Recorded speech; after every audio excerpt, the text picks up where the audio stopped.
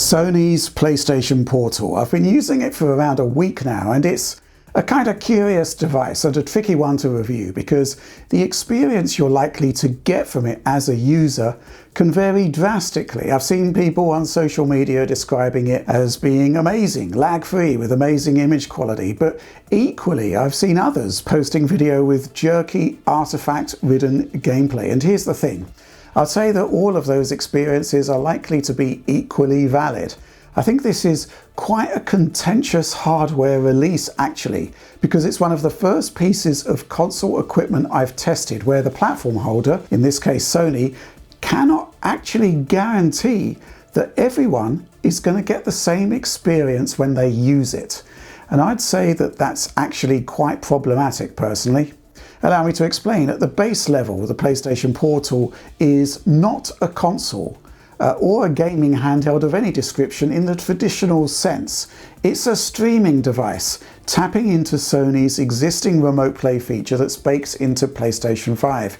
It's also a streamer that doesn't connect directly to the console itself. In fact, talking to your router or router over Wi-Fi. So depending on how your console is connected to your router and depending on myriad other factors like how close the portal is to the router, what Wi-Fi traffic is like in the area, that kind of thing, you can actually get very different experiences from the exact same piece of hardware. So to begin with, let's establish the very best way to get PlayStation Portal working nicely. That begins with your PlayStation 5 itself. It should be hardwired to your router via a LAN cable. You see, there are two steps to data transfer between Portal and console. Firstly, the console communicates with your router, then data is beamed out over Wi-Fi to the Portal. By hardwiring the console to the router, you cut out one stage that could potentially increase latency and data loss, because Wi-Fi connections are simply not as reliable as wired connections, simple as. Secondly, you should aim to have your Portal as close to your Wi-Fi router as possible for it to get the strongest signal. If you can't do all of these things, the Portal experience will inevitably degrade to a certain degree. It's just physics. So I consider this device as cool for playing PlayStation, but it kind of has to be in the same room as both the console and the router. Now, there's nothing stopping you from trying to run the Portal anywhere you want within the constraints set by the device. You can even access your PlayStation 5 over 5G when out and about.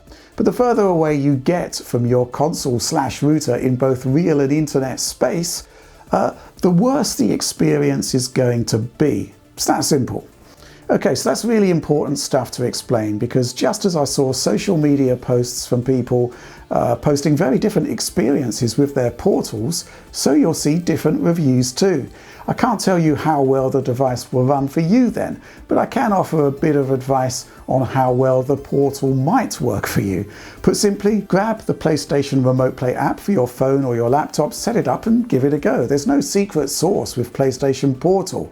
We're basically certain at this point it's using the exact same protocols as any standard remote play client, so testing with another device before you buy the Portal could well avoid disappointment, or it could allow you to adjust your console and router locations and setup until things are optimal.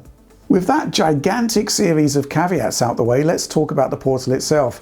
Comes in a basic box with few frills, and the only accessory is a USB-C to USB-C cable. The manual is entirely unsatisfactory really. I mean, I've just spent ages talking about the importance of setup to get the best possible results from the device, and there's literally no guidance along those lines in the manual. No real troubleshooting even whatsoever. Kind of suggests that Sony thinks that everything will just work when the reality could be quite different. This is disappointing. Portal itself though, I'd say it's a fairly nice piece of kit. I mean, fundamentally, it is a DualSense controller sliced in half with an 8-inch tablet screen placed in the middle. But these two elements separate it from other remote play contenders. As it is a DualSense, you'll get the complete DualSense experience down to the excellent haptics and feedback, along with those adaptive triggers. The 8-inch 1080p 60Hz screen is typically larger than remote play experiences on a mobile phone, and the screen itself is pleasingly bright and vibrant, with nice deep colour reproduction. Weak blacks aside, I like it. On the back of the unit behind the display you'll find the USB-C socket. It seems to be for charging only, with a 3.5mm stereo jack next to it. On the top there's the power and pairing buttons along with volume controls. But that's pretty much it.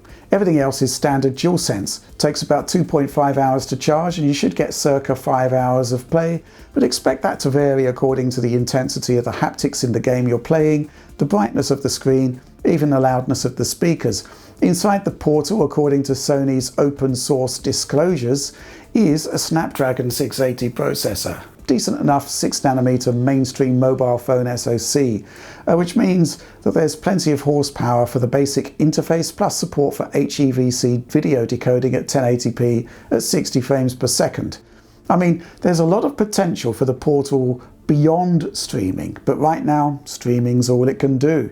And streaming just from the console, by the way, not from the cloud. There are a lot of missed opportunities with this device, cloud streaming being one of them. But also, there's no reason it couldn't have been used as a standard DualSense controller either, but Sony isn't allowing that. Let's talk about Remote Play then, because we've not been especially kind to it in the past here at Digital Foundry. And judged by our standards, yeah, I do think it's quote-unquote not great. I mean, let's face facts here. Remote Play is a value-added feature for the PlayStation 5. But as a streamer, it means you're going to get extra lag and image quality compromises. It's inherent to the whole idea.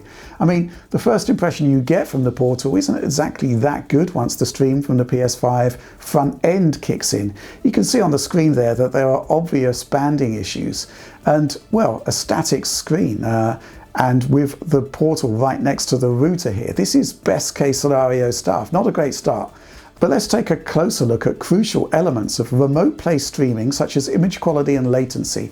And let's kick off with those lag metrics, which directly affects the quality of gameplay. To get a best case scenario here, I have the PlayStation 5 hooked up via Ethernet to my router, Portal about 1 meter away from that. What you're seeing here is the HDMI output of the PlayStation 5 on my LG CX OLED screen, and I've propped up the Portal in front of it. Here in Gran Turismo 7 there's an on-screen timer, and you can simply compare the timer on the TV to the timer on the Portal to get an idea of the time difference between them. By my reckoning, and after looking at many samples, there's a 4 to 5 frame difference between them. So you're basically looking at circa 66 to 83 milliseconds of extra latency compared to a decent TV running in game mode. I double checked this by using the PC Remote Play app with a wired connection between all devices and got very similar results. Everyone's perception of lag is different, so you may not notice that. If you don't have game mode active on your TV, Portal may feel just the same. But if you do, well, that frame differential there, it's broadly equivalent, touch higher actually, to the response difference between a 30 FPS game and a 60 FPS game. So it goes without saying that you should use the performance mode in any given PS5 game when playing on PlayStation Portal to claw back as many milliseconds as possible. So latency, definitely a thing, and I couldn't help but feel that Remote Play could be improved to do better because, well, the Nintendo Wii U from 2012 had a far superior lower latency experience. John took this footage for me showing the gamepad's latency when compared to his own LG CX TV. There's literally no difference in latency between the TV and the Wii U gamepad. Both have 1 frame of lag. Pause the feed at any point and you'll see that the timer in Mario Kart 8 there on the gamepad is identical to what's on the TV. Nintendo engineered low latency streaming over Wi-Fi via a collaboration with Broadcom, and I can't help but wonder whether a bespoke solution like this with a Remote Play fallback might have created a better product. Ultimately though, that's not really an option, as rather than build it in from the outset as Nintendo did, well, as I said, PlayStation Portal is effectively Sony building a product on top of what is a value-added feature, not a core part of the feature set. Let's talk about image quality next. You can't capture the Portal screen, but it is seemingly using standard Remote Play with no bespoke enhancements. And in ideal network conditions, there's no reason to suggest you're not getting the 15 megabits per second, 1080p, 60 frames per second stream that is Remote Play at its top spec. I used the open source remote play client Chaiki to ensure I was streaming that top-end quality level to my PC, and I captured that, while at the same time capturing the raw output of my PlayStation 5, but this time set to 1080p video output. So with this head-to-head, we should be seeing remote play before and after compression. On the left, the downscale 1080p that goes into the PlayStation 5's video encoder. On the right, the decoded stream from remote play. To further ensure quality, my router was wired to both the PlayStation and the PC here. So this should be as good as it'll get on Portal, if not slightly better. So there does seem to be some kind of color space translation going on here, but even so, there is obvious macro blocking and banding on the PlayStation 5 front end, as I mentioned earlier. Graduated flat colors can be tricky for video streaming, but even so, I expected better. Into gameplay, and assuming the stream quality holds up over Wi-Fi, well, the actual video quality can be quite impressive, especially when downscaled to be viewed on an 8-inch tablet screen. Even though there is a 1-to-1 pixel match with the stream, it's not quite pristine though, and as it is with all streams, you lose color precision even before compression kicks in. Still, on slower moving content, a good amount of detail is still retained, even in a visually rich game like Horizon Forbidden West here. Slower paced content with muted colour can look very, very close to native to the naked eye. However, fast action and varying dramatically different levels of colour is the nemesis of streaming technology, and so it is here. I'm using Wipeout here where compression is more noticeable on a YouTube video. On the Portal itself, well, a smaller screen helps to hide the issues. It kind of presents as more of a sort of subtle smearing in my view. Looks presentable in most scenarios, but it doesn't look native. One thing I should point out though is that the Portal does seem capable of losing frames, even in best case scenarios. While a 60 FPS game generally presents as a 60 FPS game on the Portal, there is some stutter at points, and this is presented even in optimal conditions. Maybe you'll spot it, maybe you won't, but I've seen it on all remote play clients I tested.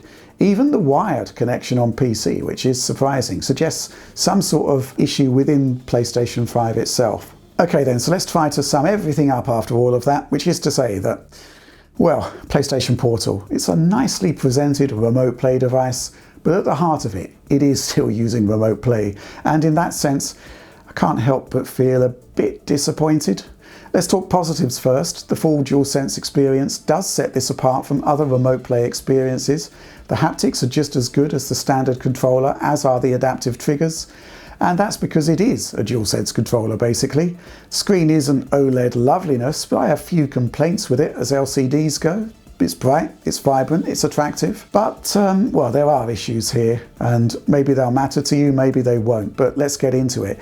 Even in best case scenarios, there seem to be frame dropping issues on the device. There are some problems with image quality, even in the best case scenarios, even though I would say that when it is working, it's not bad. The lag is going to be an issue if you are sensitive to it.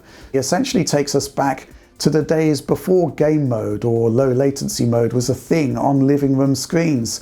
There's also limitations in use case scenarios to consider. The Portal is all about taking PlayStation 5 gaming away from the living room display, but to keep image quality up and latency as low as it will go, you kind of need to be in the vicinity of your router, which in turn should be wired up to your PlayStation 5, which means that the console in turn needs to be within close proximity to your router. I can't help but think that a direct connection mode could have cut out the middleman and ensured you wouldn't have needed to attach it to the router at all.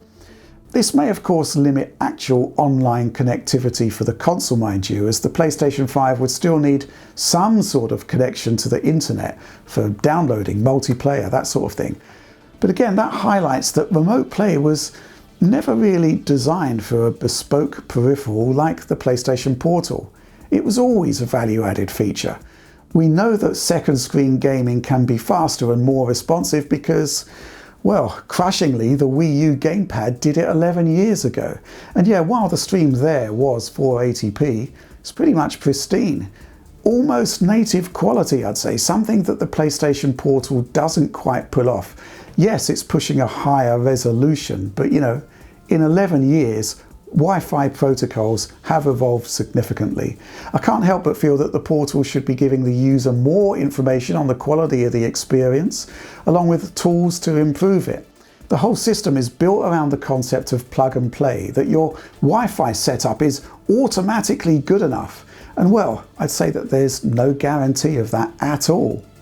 Other things I'd like to see. First of all, the portal should support cloud streaming. It's a no-brainer and would add a bit more value to the rather expensive top-tier PlayStation Plus subscription tier.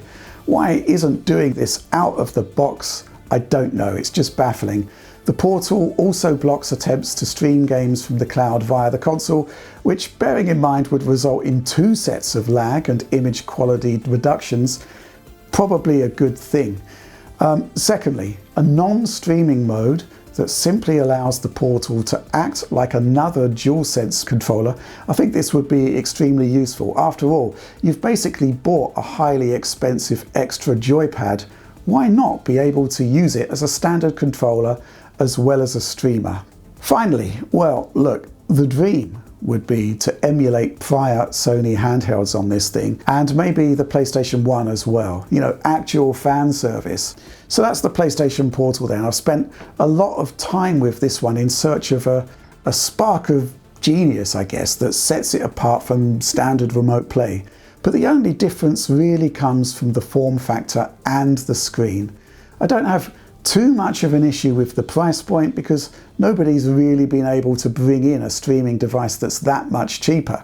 But it's fair to say that Sony could have delivered a whole lot more in terms of features, but just didn't. Ultimately, if remote play works for you, you'll likely be delighted with this. And if you're unsure, well, check it out with your phone or computer first, using those existing remote play apps. And that's the end of this video, so please do like, subscribe, share, on the off chance that it was of use to you, and consider ringing the bell for instant notifications. Another way to help the team do what we do, well, check out our revised merch store, or just go full bore and join us on the DF supporter program for high quality video downloads of everything we do, early access videos, bonus videos, and various DF Direct weekly privileges. But that's all from me on this one. Thanks for watching and supporting Digital Foundry.